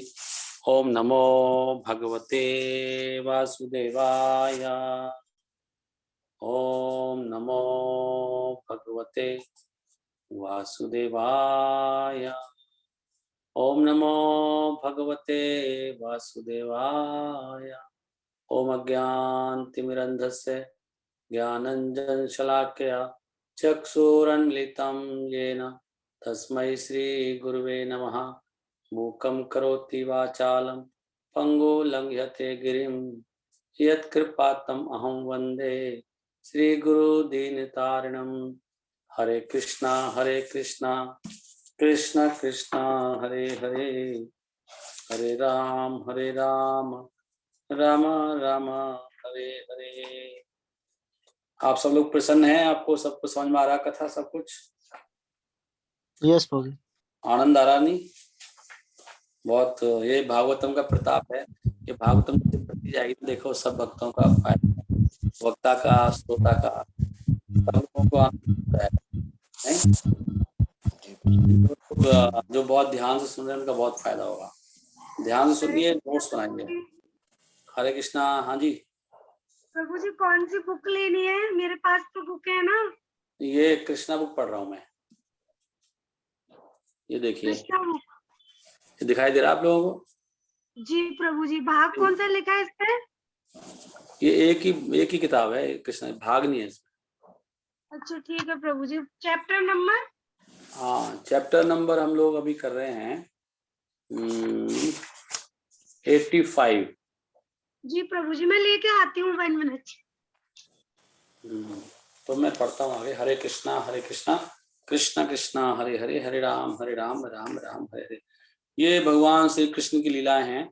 मेरी आवाज तो साफ आ रही है ना? सब कुछ साफ सुनाई पड़ रहा है? यस प्रभु जी, साफ आ रही है आवाज। ओके। प्रभुपाद का आदेश के अनुसार और उन्होंने कहा है कि रात को ये पुस्तक पढ़ने से कृष्ण प्रेम अवश्य प्राप्त होगा। जो लोग नित्य कृष्णा बुक का अध्ययन करेंगे श्रद्धा के साथ, उनका अवश्य फायदा होगा। और अकेले पढ़ने में नहीं होगा, भक्तों के साथ पढ़ने में होगा। ये भक्तों के साथ में पढ़ने का मौका मिल रहा है। आप ध्यान सुनिए, प्रश्नोत्तर करिए, समझने का प्रयास करेंगे। बहुत सारे भक्त हैं हमारे कांटेक्ट में, जो हमें नहीं आता उनसे हम पूछ सकते हैं। तो मैं इसमें अभी 3rd पैराग्राफ से पढ़ रहा हूँ। सृष्टि के प्रारंभ से, 3rd क्या है पता नहीं, सेकंड ऐसा है। सृष्टि के प्रारंभ से अंत तक विभिन्न काल सूत्रों के अंतर्गत प्रकाशित विभिन्न भौतिक रूप भी आप स्वयं हैं, क्योंकि आप सृष्टि के कार्य तथा कारण दोनों ही हैं। इस भौतिक जगत के दोनों लक्षण। आप कृपा करके शांति बनाए रखें। मैं आपको लॉक कर दूं क्या, इफ यू डोंट माइंड, क्योंकि आप कंट्रोल नहीं कर पाएंगे। मेरी भक्तों से ये प्रार्थना है कि अगर आप क्लास में हैं तो ध्यान सुनिए। ऐसे नहीं है कि हम ऑनलाइन तो हैं लेकिन ऑनलाइन है नहीं। आप कर रहे हैं, अपने लिए कर रहे हैं। इनके फायदे इतने हैं कि आप कोई तुलना नहीं कर सकते। कितना फायदा है इनका, करोड़ गुना भी कुछ नहीं है। तो श्रद्धा से श्रवण करेंगे। भगवान के बारे में कौन बोल रहे हैं? उनके पिताश्री बोल रहे हैं, वसुदेव भगवान को। क्या कहते हैं भगवान के लिए? वो कह रहे हैं आप अजन्मा तथा अपरिवर्तनशील परमात्मा हैं। भौतिक शरीर में होने वाले 6 प्रकार के परिवर्तनों से, ये मैंने पढ़ लिया था वैसे, आप अप्रभावित रहते हैं। हमारे भौतिक शरीर में 6 परिवर्तन होते हैं। ये प्रश्न मैं आपसे पूछूंगा तो शायद सब भक्त बता नहीं पाएंगे, तो आपस में चर्चा कर लेना कि 6 परिवर्तन। जिनको नहीं पता है, जो भी आपका मित्र है भक्त, तो उनसे पूछो और कहीं ना कहीं से आपको पता लग जाएगा। इस भौतिक जगत की अद्भुत विविधताओं की रचना भी आपने की है। आपने प्रत्येक जीव तथा परमाणु में भी परमात्मा के रूप में प्रवेश किया है। आप प्रत्येक वस्तु के पालक हैं। प्रत्येक वस्तु में जीवन तत्व के रूप में कार्य करने वाली प्राण शक्ति तथा इससे प्राप्त होने वाली रचनात्मक शक्ति स्वतंत्र रूप से कार्य करती है, फिर भी आप पर निर्भर है। आप इन शक्तियों के पीछे रहने वाले परम पुरुष हैं। आपकी इच्छा के बिना ये कार्य नहीं कर सकती। ये भी हमने पढ़ लिया था, ये याद है, मैं बोल रहा, लास्ट पैराग्राफ था। भौतिक शक्ति जड़ होती है, यदि आप इसे गतिशील ना करें तो यह स्वतंत्र रूप से कार्य नहीं कर सकती। भौतिक प्रकृति आप पर निर्भर है, अतएव जीव कार्य करने का प्रयास मात्र कर सकते हैं, किंतु आपकी अनुमति तथा इच्छा के बिना वे कुछ भी नहीं कर सकते और न ही अपेक्षित परिणाम प्राप्त कर सकते हैं। तो आप यहाँ तक कि कार्य भी खुद नहीं कर सकते, ये बात साफ साफ यहाँ पर आ रही है। कार्य करने की शक्ति, की प्रेरणा, उत्साह, बल सब भगवान से आता है। तो किसी को ये घमंड भी नहीं रहना चाहिए कि मैंने ये कर्म किया है, ये भी एक तरह की मूर्खता है। आप कोई रिवार्ड नहीं ले सकते कि इसलिए रिवार्ड सारा भगवान को देना चाहिए। सारे नोबेल लॉरिएट, भारत रत्न, जितने भी इनाम है दुनिया में, चाहे क्रिकेट का है, चाहे फिल्म स्टार का अवार्ड है, चाहे मिस्टर वर्ल्ड, मिस्टर ब्यूटी, जो भी है, सारे अवार्ड किसको जाना चाहिए इसके हिसाब से? भगवान को, क्योंकि भगवान के बिना कुछ भी, भगवान कह रहे हैं किंतु आपकी अनुमति तथा इच्छा के बिना, जब तक भगवान की उसमें परमिशन नहीं होती, अनुमति, और भगवान की इच्छा नहीं होती है उस कार्य को, तो वे कुछ भी नहीं कर सकते। कोई कौन? मतलब वो जीव, और न ही अपेक्षित परिणाम प्राप्त कर सकते हैं। ये बात भी हमें आज तक समझ में नहीं आई है। ये बात समझना इतना आसान नहीं है। हमें सबको लगता है नहीं मैंने ऐसे कर दिया, मैंने वैसे कर दिया। मूल शक्ति आपसे उत्पन्न होने वाली एक शक्ति मात्र है। प्रिय भगवान, चंद्रमा की चमक, अग्नि की ऊष्मा, सूर्य की किरणें, नक्षत्रों की जगमगाहट तथा अत्यंत प्रबल रूप में प्रकाशित होने वाली विद्युत की चमक, ये सभी आपके विभिन्न प्रकाश हैं। सब कुछ भगवान से आ रहा है। देखो यही कृष्ण चेतना है, ये समझना। आप बहुत आराम से समझ सकते हैं इसको, आसानी से, अगर थोड़ा सोचें तो। जल का शुद्ध स्वाद तथा समस्त प्राणियों को जीवन देने वाली प्राण शक्ति भी आपका ही लक्षण है। जल तथा इसका स्वाद भी आप स्वयं हैं। तो अगर आप ऐसे सोचने लग जाए ये जो रोशनी आ रही है, कोई भी शक्ति है, सब भगवान है, तो आप तो हमेशा ही कृष्ण चेतना में आ जाएंगे। नहीं, यही कृष्ण चेतना है ना। और इससे भक्ति, श्रील प्रभुपाद बताते हैं, इससे भक्ति बहुत ज्यादा बढ़ जाती है। ऐसे सोचने मात्र से ही हमेशा भगवान को देखना कि भगवान के द्वारा ही सारे कार्य हो रहे हैं, सारी शक्तियां भगवान से आ रही हैं। प्रिय भगवान, यद्यपि ऐसा प्रतीत होता है कि इंद्रियों की शक्तियां, हमारी इंद्रियों की शक्तियां है ना, देखने की शक्ति है, सुनने की शक्ति, सूंघने की शक्ति, खाने की शक्ति, टेस्ट की शक्ति, कहाँ से आ रही है? इंद्रियों की शक्तियां विचार इच्छा, अनुभव की मानसिक शक्ति, शरीर के बल, विकास तथा गति का कारण शरीर में वायु की भिन्न भिन्न प्रकार की गतियां हैं। तथापि अंततः वे सब आपकी शक्ति के ही प्रकाश हैं। भगवान शक्ति से हो रहा क्या क्या? अनुभव की मानसिक शक्ति, शरीर के बल, विकास तथा गति का कारण शरीर में वायु की भिन्न भिन्न प्रकार की गतियां हैं। ये सब कहां से हो रही है? भगवान से हो रही है। कितनी सुंदर प्रार्थना है ये। भगवान से जब प्रार्थना, भगवान के सामने जाए मंदिर में, तो ऐसे प्रार्थना करना चाहिए भगवान से। भगवान मैं यहाँ पे खड़ा हूँ, ये भी आपकी कृपा है कि मैं आपके सामने आके खड़ा हो गया हूँ। आपकी कृपा नहीं होती तो मैं कभी मंदिर नहीं आ पाता। नहीं, ये बोलने की शक्ति, सोचने की शक्ति, देखने की शक्ति सब भगवान से आ रही है। भगवान ही तो सब चीज का आधार है। ऐसे जाके प्रार्थना करना चाहिए भगवान से। अंतरिक्ष का विशाल विस्तार आप में निहित है। आकाश का कंपन तथा इसकी गर्जना, परम शब्द ओंकार तथा एक वस्तु का दूसरे से वह भिन्न बताने के लिए विभिन्न शब्दों का विन्यास आपके ही सांकेतिक प्रतिनिधि हैं। प्रत्येक वस्तु आप ही हैं। इंद्रियां तथा इंद्रियों के नियंता कौन? इंद्रियों के नियंता कौन है? देवता। अब समझ में आया बात आपको? अभी बात चल रही थी कथा में, भोग की बात चल रही थी। नहीं, आप भोग को कंट्रोल नहीं कर सकते डायरेक्टली। कहते हैं भोग को कंट्रोल कर लो, वो परम विजेता है स्वभाव, कर ही नहीं पाओगे। वो ऊपर वाला देवता कंट्रोल कर रहा है ना आपको, कैसे करोगे बताओ? तो भोग का तो बहुत बाद का स्टेप है, पहले स्टेप पे आना पड़ेगा। फर्स्ट स्टेप भगवान ही कंट्रोल करेंगे। भगवान, माइंड को कौन कंट्रोल करता है? भगवान। मन को कोई कंट्रोल नहीं कर सकता। जो सोच रहा है मैं कंट्रोल कर लूंगा, बेवकूफ है वो। भगवान तब करेंगे जब भगवान की बात, जब गुरु की बात मानेंगे। इसकी शुरुआत तो गुरु की बात से होती है। जब कोई व्यक्ति गुरु को शरणागत होगा तो बाकी सब हो जाएगा अपना आप। पहला स्टेप है भोग कंट्रोल करने का मतलब गुरु के द्वारा कंट्रोल होना। जो गुरु के द्वारा कंट्रोल होगा वो भोग कंट्रोल कर लेगा।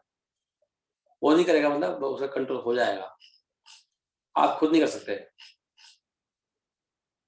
कोई नहीं कर सकता।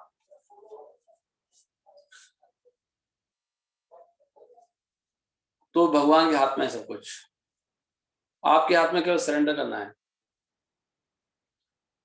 बात माननी। इंद्रिया तथा इंद्रियों के नियंता देवता ज्ञान की प्राप्ति, जो कि इंद्रियों का प्रयोजन है, एवं ज्ञान की विषय वस्तु सभी कुछ आप ही हैं। बुद्धि की विश्लेषण शक्ति तथा जीव की तीक्ष्ण समरण शक्ति भी आप स्वयं। देखो ध्रुव, जीव की सिमरण शक्ति कौन है? कौन है सिमरण शक्ति? भगवान स्वयं। मेमोरी पावर कहाँ से आती है? एक बार में याद नहीं होता ना हमको। हमारे पास हम श्रुतिधर नहीं है ना, श्रुतिधर। और ये तो डायरेक्ट, जितना व्यक्ति ज्यादा भोगी होता है उतनी उसकी मेमोरी कम आती है। सिमरन भगवान कंट्रोल करते हैं सीधा।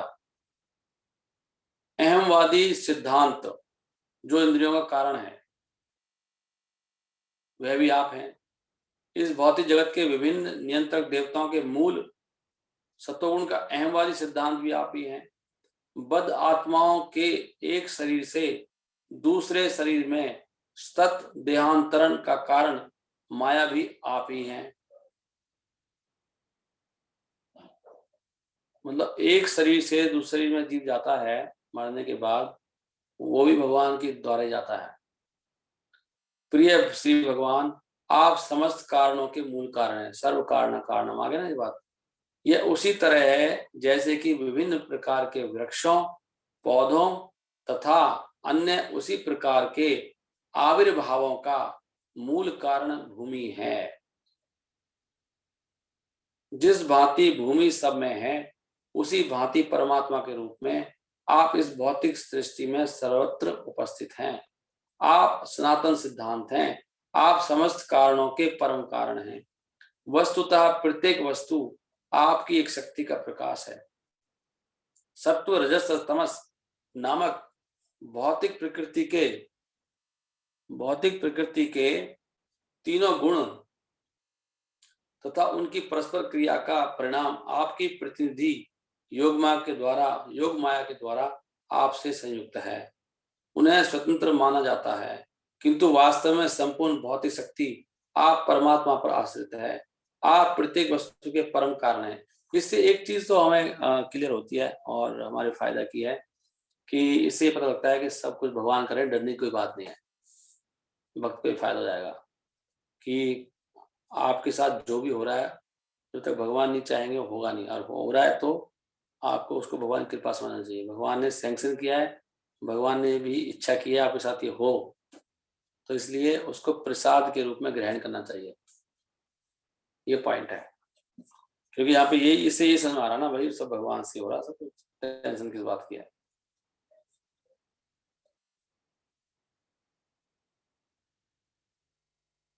आप प्रत्येक वस्तु के परम कारण है। अतः भौतिक जगत की क्रिया प्रतिक्रिया, जन्म, ये वो चीज आ गई जो मैं कह रहा था, 6 चीज वो यहाँ पे लिख दिया। जन्म होता है, अस्तित्व होता है, उसका जन्म के बाद ठहरता है, विकास करता है, रूप परिवर्तन होता है, फिर उसका वो फिर धीरे धीरे घटता जाता है, उसका डिग्रेडेशन होता है, नहीं गिरावट, तो गिरावट आ रही है भाई, कहते हैं गिरावट आ रही है, कहते हैं गाँव में गिरावट आनी शुरू हो जाती है। फिर व्यक्ति 40 साल 45 के बाद धीरे धीरे गिरता है, फिर मर जाता है, खत्म। तो आप सभी आप में अनुपस्थित हैं, लेकिन भगवान में सब चीजें नहीं होती। 6 चीज ना, भगवान का जन्म होता है तो भगवान में कुछ भी 6 चीज सब जीवों में होता है। बाकी आपकी परम शक्ति योग माया चित्र विचित्र आविर्भाव में कार्य कर रही है, किंतु योग माया आपकी शक्ति है। अतएव आप प्रत्येक वस्तु में उपस्थित हैं। भगवद गीता के 9वें अध्याय में सत्य की अत्यंत उत्तमता पूर्वक व्याख्या की गई है, जहां पर भगवान कहते हैं अपने निराकार रूप में मैं संपूर्ण भौतिक शक्ति पर छाया हुआ हूँ, प्रत्येक मुझ में आश्रित है, किंतु मैं वहां नहीं हूँ। यही कथन वसुदेव जी का भी है, भगवान सर्वत्र उपस्थित नहीं है। कहने का तात्पर्य यह है कि यद्यपि उनकी शक्ति सर्वत्र कार्य कर रही है, तथापि वे प्रत्येक वस्तु से पृथक हैं। इसे एक स्थूल उदाहरण से समझा जा सकता है। एक बड़े संस्थान में सर्वोच्च अधिकारी को की शक्ति अथवा उसका प्रबंध व्यापार के कोने कोने में कार्य कर रहा है, किंतु इसका यह अर्थ नहीं है कि मूल स्वामी वहां उपस्थित है। यद्यपि प्रत्येक विभाग तथा वातावरण में कार्यकर्ताओं को स्वामी की उपस्थिति का अनुभव होता है। प्रत्येक विभाग में, समझ रहे हैं ना आप, कंपनी का मालिक चाहे हर जगह जाता नहीं है, लेकिन उसकी उपस्थिति सबको महसूस होती है। उसी की शक्ति से कार्य कर रहे होते हैं लोग, और उसको पता भी होता है कौन क्या कर रहा है। ऐसी भगवान है। प्रत्येक विभाग में स्वामी की सशरीर उपस्थिति एक औपचारिकता मात्र है, वास्तव में सर्वत्र उनकी शक्ति कार्य करती है। उसी भांति श्री भगवान की सर्वव्यापकता का अनुभव उनकी शक्तियों की क्रियाओं में होता है। अतएव परमेश्वर में एक साथ अचिंतनीय एकात्मकता तथा विभिन्नता की पुष्टि सर्वत्र होती है। भगवान एक है, किंतु उनकी शक्तियां अनेक हैं। इस प्रकार हम लोग उसको यहीं पर समाप्त आज विराम देंगे। आपका कोई प्रश्न है तो आप पूछ सकते हैं। हमने यहाँ पर क्या देखा आज हमने इसमें यही देखा कि सब कुछ भगवान से हो रहा है। सारे कार्य, सब पूरी सृष्टि में कुछ भी कहीं नहीं हो सकता भगवान के अलावा। सब कुछ भगवान के कंट्रोल में है, जो भी हो रहा है। ये पॉइंट है। तो ऐसी चेतना में हमें रहना चाहिए और ऐसे भगवान से हमें निरंतर प्रार्थना करनी चाहिए। भगवान हमारी प्रार्थनाएं हमेशा सुनते हैं। भगवान, आप भगवान से बात करो, भगवान अभी भी सुन रहे हैं हम क्या कर रहे हैं, यही भगवान देख रहे हैं। हम कथा कर रहे हैं, है ना, सुन रहे हैं, अभी सब भगवान देख रहे हैं। अगर व्यक्ति की ऐसी चेतना हो जाए कि भगवान अभी मुझे देख रहे हैं, सुन रहे हैं, तो कैसे अलग ही तरह का माहौल हो जाएगा ना। अगर आपको ये भी आभास रहे भगवान देख रहे हैं मुझे, मैं क्या सोच रहा हूँ या क्या बोल रहा हूँ, क्या कर रहा हूँ, लेकिन हम भूल जाते हैं। माया भुला देती है। माया का एक काम है, भुला देगी आपको। आपको याद नहीं रहेगा भगवान देख रहे हैं मुझे, और बिल्कुल भूल जाते हैं हम। हरे कृष्ण प्रभु जी। हाँ जी प्रभु जी, आपने एक पॉइंट बोला था अभी कि मतलब जो भी हो रहा है उसमें भगवान, मतलब ये समझ लीजिए भगवान की भी उसमें इच्छा है। लेकिन जैसे आप बताते हैं प्रभु जी, इच्छा तो जीव की होती है ना, भगवान तो उसको। हाँ, मतलब पहले जीव इच्छा करता है, भगवान की इच्छा हो जाती है, चलो भाई कर लो। इच्छा का मतलब यहाँ पे ऐसी वर्ड लिखा है साक्षात, इसमें अनुमति लिखा और इच्छा भी लिखा है, तो मैंने इसलिए उसको ध्यान से पढ़ा। इसमें लिखा था, खाली अनुमति नहीं लिखी। इच्छा का मतलब भगवान चाहते हैं ठीक है ये काम हो जाए। अब जो चाह रहा था बच्चा, हमारी भी इच्छा हो गई। अभी आपकी अनुमति तथा इच्छा के बिना कोई कुछ नहीं कर सकते। दोनों शब्द लिखा है। अच्छा, मैं प्रभु जी ऐसे समझ रहा था, मतलब जैसे कुछ भी हम तो जैसे इच्छा कर रहे हैं तो हमारी इच्छाएं तो गलत भी होती हैं। भगवान तो सिर्फ उसको एक वो देते हैं सॉल्यूशन की, ठीक है। यस, इच्छा नहीं है निजी, भगवान नहीं चाहते ऐसे होना। भगवान तो आपकी इच्छा को पूरी करने की जो अनुमति दे रहे हैं ना, उसी को इच्छा कह रहे हैं। भगवान थोड़ी चाहेंगे कि उल्टे पुल्टे काम हो और आप उल्टे काम करो, फिर तो दोष लग जाएगा ना भगवान पर। हाँ, वही चीज बोल रही। प्रणाम प्रभु जी। यस माता प्रणाम। जैसे बुद्धि को नियंत्रित करते हैं, अभी आया जैसे इसमें, तो फिर ये जो आतंकवादी वगैरह जो होते हैं, जो गलत कार्य करते हैं, तो इनकी बुद्धि को भी भगवान नियंत्रित करते हैं। सबसे बुद्धि नियंत्रित करते हैं। एकदम एकदम। वो जो बम फोड़ने का जो कितना उसको उत्साह आ रहा है ना, उतना उत्साह आ रहा है, वो भगवान से आ रहा है। तो सद्बुद्धि क्यों नहीं देते उनको? दी मान नहीं रहा ना, जिद बैठ रहा ना, उसको कह रहे हम करके देख ले, कोई नहीं। भगवान ने अलग से, जैसे कि आपको मतलब गंदी जगह फेंक दो, भैया जो मन में आए यहाँ पे कर ले जो करना है। गंदी जगह है ना यहाँ पे, ये तो कूड़ा करकट है। जैसे कॉकरोचों को उसमें आपने बंद कर दिया, गटर में डाल दिया। अब आप कह रहे हो कॉकरोच को रोक क्यों नहीं रहे, जो कॉकरोच बम फोड़ रहा है यहाँ पे, वो अलग से गंदी जगह में फेंक रखा है, आप करते हो यहाँ पे। सारे लोग तो ऐसे ही यहाँ पे, उनकी इच्छा पूरी कर रहे हैं भगवान। करके देख लो भाई, तुम्हें अब बम फोड़ के देख लो, शांति मिल जाए तो। मान नहीं रहा हो, रोकने का तो पूरा बोला भगवान ने, जब यहाँ पे जब उसको गटर में डाला, गटर मतलब दुनिया गटर है, जब उस गटर में डाला तो बोला था कहाँ जा रहा है, बेवकूफ तो नहीं हो गया तू? वो नहीं मान रहा कि मैं जाकर देखूं एक बार। फिर यहाँ पे वो करते करते कोई कुछ करे जा रहा है, कोई कुछ करे जा रहा है, तो भगवान कह रहे हैं कर ले भाई। प्रभु जी इसमें एक और, जी प्रभु जी बोलिए। हाँ बोलो। प्रभु जी इसमें एक एग्जांपल ऐसे भी देते हैं ना कि जैसे पिता है और बच्चा जिद कर रहा है किसी गलत चीज के लिए और वो बच्चा मान नहीं रहा है, तो पिताजी कहते हैं चल ठीक है तू एक बार ऐसा कर, ले ले, फिर देख ले, भुगत के देख ले एक बार। हाँ वही तो वही पॉइंट है।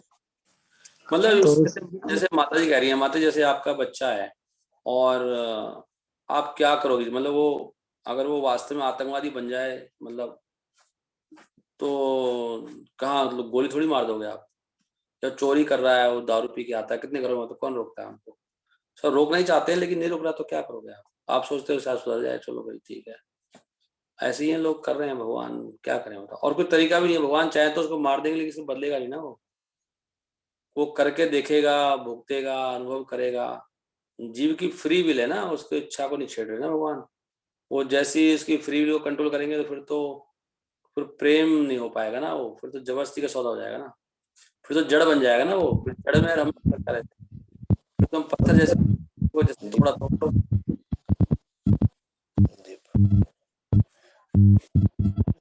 ठीक है ना? यस प्रभु जी। और पनिशमेंट तो मिलेगा जरूर प्रभु जी। पनिशमेंट, हाँ पनिशमेंट तो मिल रहा है उसको। पनिशमेंट तो जब वो फॉर्म फोड़ने जाता तभी से शुरू आता, तभी से परेशान रहता है, तो बाद में कैसे मिलेगा पनिशमेंट? तो गलत काम कर सोचने से शुरू होता है, तुरंत आपका आनंद खत्म हो जाता है, चिंता भय शुरू होता है। जैसे भगवान की इच्छा पूरी ना करने के अलावा कुछ भी सोचना शुरू करते हो, वहीं से पनिशमेंट साथ में शुरू हो जाता है। आपका आनंद ही गायब हो जाएगा, परेशानी शुरू हो जाएगी, चिंता भय कलेश शुरू, बाद में मार काट लग सकती, नरकों में चलना पड़ेगा, तो बहुत दर्द है इस रास्ते में। तो अभी जीवों का सुधारने का और कोई तरीका नहीं। जैसे बच्चों को बोलते हैं यहाँ से जाओ वहां खेलो, ग्राउंड जाओ, बच्चे करते हुए बहुत शोर मचाते हैं और करते हैं ऐसी है, हम सब ऐसी हैं यहाँ पर। एक पॉइंट है बहुत बड़ा जो मैं कई दिनों से जोर लगा रहा हूँ। मैं ये कह रहा हूँ कि अगर आप शास्त्र में किसी बात को पूरी तरह से मान लो ना, पूरी तरह से जो बेसिक बात है, तो आपका तुरंत एनलाइटमेंट हो जाएगा, हमारा काफी आगे बढ़ जाएंगे। जैसे मैं कह रहा हूँ कि ये गटर है, ये गटर का डब्बा है, अब इस बात को पकड़े थ्रू आप मानोगे नहीं, ये गटर का डब्बा, गटर में पड़े हम लोग। अगर आपकी बात समझ में आ गई ना, गटर पड़ा हो, तो फिर आपकी कितने चीज हो जाएगी ना, फिर तो आप कल से प्रयास करना बंद कर दोगे। तो भाई मैं पागल तो नहीं हो गया, गटर में पड़ा हूँ, मैं निकलने का प्रयास बहुत कम समय पड़ता हूँ, फिर आपकी ये सही। और गटर में निकलने का भी मौका है केवल मनुष्य जीवन में। तो जी विचार तो मतलब करता हूँ, लेकिन अभी क्या बताऊं मैं, मतलब थोड़ा सा चीजें मतलब नहीं वैसे हो पा रही है। कौन आया था अभी? आवाज कम तो नहीं हो गई? हाँ प्रभु जी कम हो गई आवाज। कमाल है, इसका कितना बड़ा जादू है। अच्छा अभी नहीं आ रही क्या? प्रभु जी इसी का माइक डिस्कनेक्ट करके फिर दोबारा से कनेक्ट कर लीजिए। अच्छा ये मतलब okay, this is the point. More में जाके ना प्रभु जी डिस्कनेक्ट ऑडियो। अब सही है, सही आ गई? हल्की आवाज नहीं प्रभु जी कम ही है वो तो, नहीं फर्क नहीं पड़ा। अभी तो करा था वो।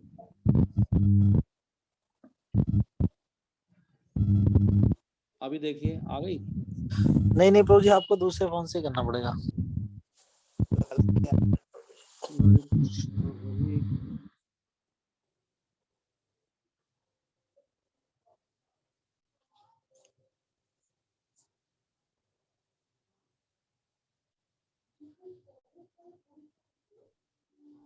हरे कृष्णा आ गई? यस प्रभु जी। क्या करें? वो जो पॉइंट है ना प्रभु, वो पूरा नहीं मान रहे उसको, हम विश्वास नहीं करते, हम चिंतन भी नहीं कर रहे। प्रभु जी ये ना राजीव देव प्रभु जी का थोड़ा माइक अगर बंद कर देंगे ना तो क्लियर आवाज आएगी, वो आवाज कट रही है आपकी बहुत। थैंक यू प्रभु जी। हाँ आपके यहाँ से ना आवाज बहुत आती है, पता नहीं क्या चक्कर है। आपका फोन जब चलता है ना तो गुनगुना हो जाती है। चलो एनीवे, हाँ हाँ अभी बिल्कुल क्लियर आ रही है प्रभु जी। तो एनीवे पॉइंट सारा ये है कि जो भी बातें बताई जा रही हैं उनको विश्वास करना चाहिए और उनको यथारूप में लीजिए। शिष्यत्व का मतलब ही है, शिष्य का मतलब यह है कि भाई उसमें अपना दिमाग चलाना बंद कर दो और जितना बताया जा रहा है उसको उसी रूप में स्वीकार करो। हम लोग उस रूप में स्वीकार नहीं करते ना। प्रभु जी अभी ना मतलब मेरे को ये समझ में आ रहा है इसमें ना कि मतलब वो जो जब जैसे ये कार्य करने के लिए बैठते हैं तो उसमें जो रिस्क आता है ना, रिस्क वो उस रिस्क को नहीं झेल पा रहे, मतलब वहां पे दिमाग ना एकदम कंफ्यूज हो जाता है और वहां पे जिधर आसक्ति होती है ना वो उधर घुस जाता है फिर। हाँ तो भगवान पे विश्वास नहीं ना, वो समझ में नहीं आ रही ना बात अभी कि गटर है और दुनिया ऐसी चलेगी, सारी बात समझ में नहीं आ रही ना कि ये जो वो रोना धोना भी नकली है प्रभु, वो सब नकली है, वो भूल जाएंगे रो के लोग। अब मैं किसी से जैसे आपको किसी से प्रेम है आज आज लेकिन कल को उस व्यक्ति का दिमाग ही चेंज हो जाएगा, क्या करोगे? उसका प्रेम का मतलब भरोसा ही नहीं है ना, वो व्यक्ति का माइंड चेंज हो जाता है ना। हाँ वो जो आज रो रहा है ना वो कल को वो उसको भूल भी जाएगा, मर जाएगा, वो सब ड्रामा है, वो सब सपने जैसा हाँ है। प्रभु जी मतलब जैसे वो व्यक्ति दूर चला जाएगा ना, जैसे अभी सपोज पेरेंट्स हैं या जैसे भी है, तो अभी क्या है जब डेली आंखों के सामने वो उनको उस चीज को देखना मतलब बहुत कम, अगर वो नहीं होंगे सामने तो फिर तो चल जाएगा, फिर कुछ दिन बाद वो सब खत्म हो जाएगा, आसक्ति आसक्ति सब खत्म हो जाएगी। लेकिन जब वो उस घर में आते हैं चीजों को देखते हैं और फिर वही मतलब इतना दिमाग को कैप्चर कर लेता है वो ना सारा सिनेरियो। वही तो माया का प्रभाव है, वो माया आपको माया चढ़ जाती है ना, वो भगवान भक्ति कमजोर है ना, अभी आपकी चैंटिंग वीक है। चैंटिंग से हाँ ना लेंस आती है कि ये ना ये जो लोग जो कर रहे हैं ना ड्रामा जो कर रहे हैं ये सब ड्रामा चल रहा है। जी ये चैंटिंग तो वीक है प्रभु जी। यस ये अपनी बात पे भी टिकने वाले नहीं है।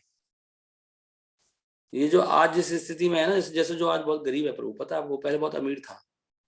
ये साइकिल चलता है वो अमीरी से दुखी, अमीरी के बाद में अपने आप ही आप उससे तंग हो गया, गरीब बनाया वो, फिर अब गरीबी से तंग हो गया अमीर बनेगा।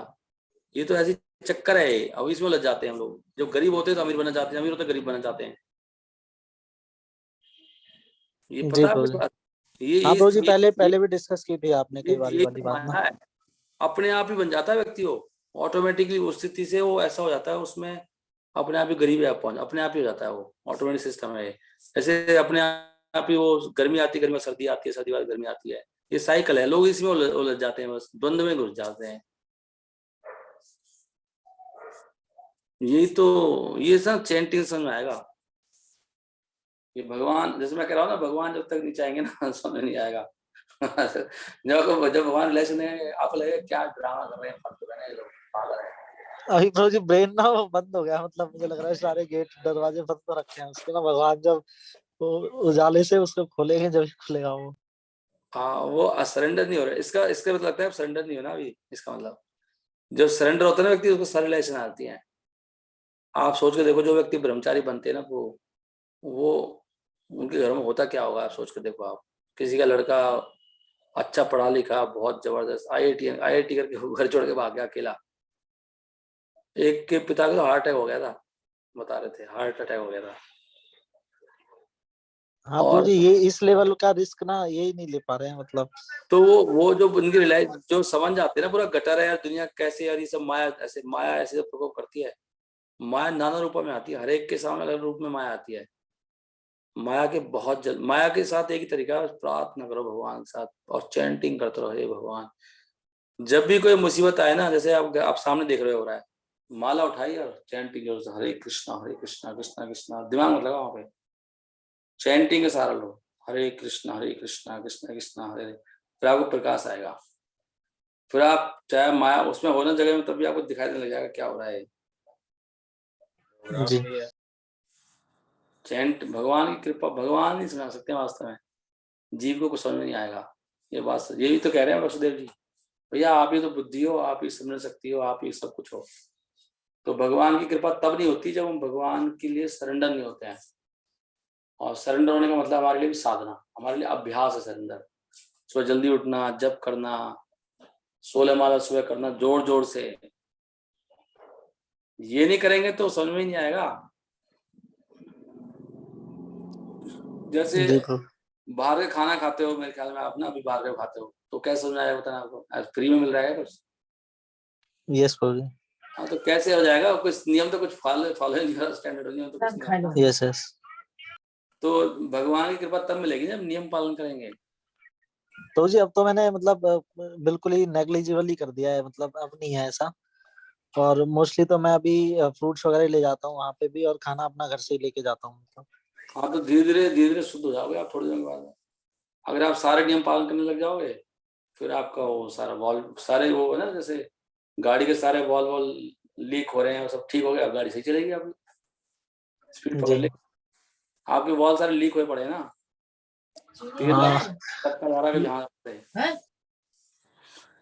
ठीक है। फिर हरे कृष्णा, श्रील प्रभुपाद की जय। हरे कृष्णा प्रभु जी, चरणों प्रणाम प्रभु जी। हरे कृष्णा प्रभु जी।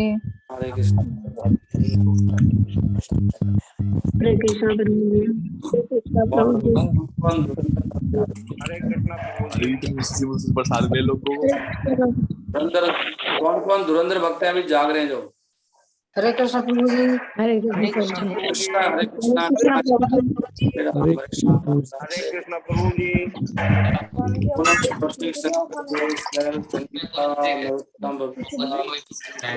मैंने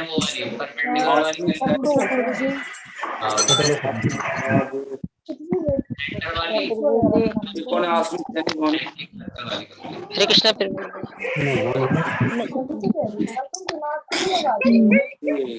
Yeah, I want this.